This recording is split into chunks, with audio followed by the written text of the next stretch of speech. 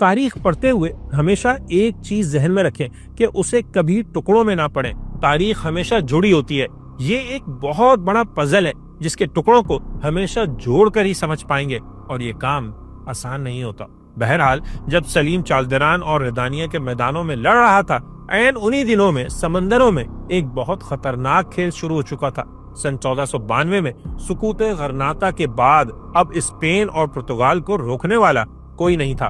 اس کے جہاز راں نئے نئے سمندری راستے ڈھونڈ رہے تھے، ٹریڈ روٹس بدل رہے تھے، لیکن ایک بات نہیں بتائی جاتی کہ وہ صرف ٹریڈ پر قبضہ نہیں کرنا چاہتے تھے بلکہ ایک نئی صلیبی جنگ شروع کر چکے تھے۔ اس زمانے میں پرتگال کا خطرناک ترین کمانڈر تھا افانسو ڈی البکرکی، جس کا پلان ہی کچھ اور تھا، بلکہ یہ ایک بھیانک اور شیطانی منصوبہ تھا۔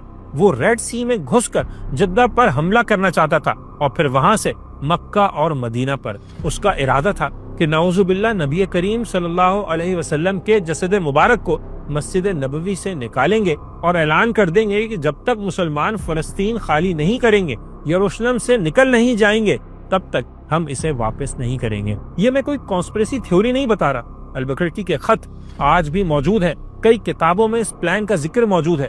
مسیحی دنیا آج بھی اسے Afonso the great, lion of the seas, قیصر مشرق، lord of the Indian ocean اور نہ جانے کیا کیا کہتی ہے، لیکن حقیقت میں وہ اسلام کا سخت ترین دشمن تھا۔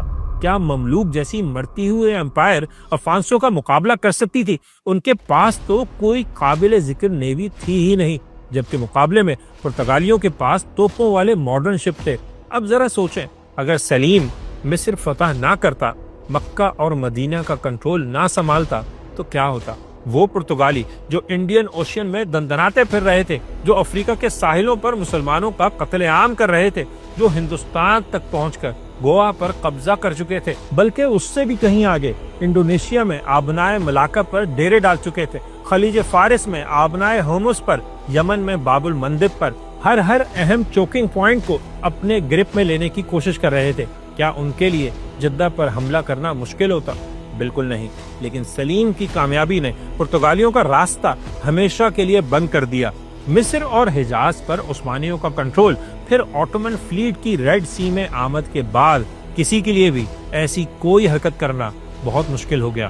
سلیم جیسا بھی تھا، اس نے جو کچھ بھی کیا، لیکن اس کی فتوحات نے صرف آٹومن امپائر کو نہیں بچایا، پوری مسلم دنیا کی عزت بھی بچا لی۔